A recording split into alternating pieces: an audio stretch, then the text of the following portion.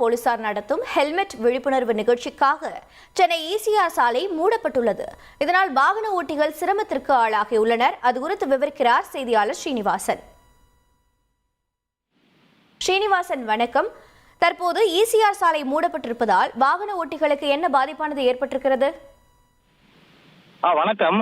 Chennai ECR இந்த உதண்டி பகுதியில் தாம்பரம் மாநகர காவல் ஆணையரகம் போக்குவரத்து போலீசார் சார்பில் நோ ஹெல்மெட் நோ ரைடு என்ற தலைப்பில் விழிப்புணர்வு நிகழ்ச்சி நடைபெற்று வருகிறது.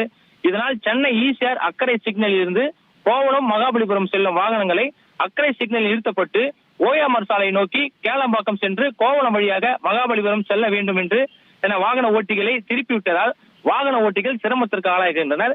அதே போல மாமல்லபுரத்திலிருந்து சென்னை நோக்கி வரக்கூடிய வாகனங்கள் கோவளம் பகுதியில் திருப்பிவிடப்பட்டு கேளம்பாக்கம் வழியாக ஓஎம்ஆர் சாலை வந்து சோழிங்கநல்லூர் பகுதியில் சந்திப்பில் திரும்ப வேண்டும் என்று போலீசார் அறிவித்திருக்கின்றனர். இதனால் மூடப்பட்ட சாலை விழிப்புணர்வு நிகழ்ச்சியாக மூடப்பட்டிருக்கிறது.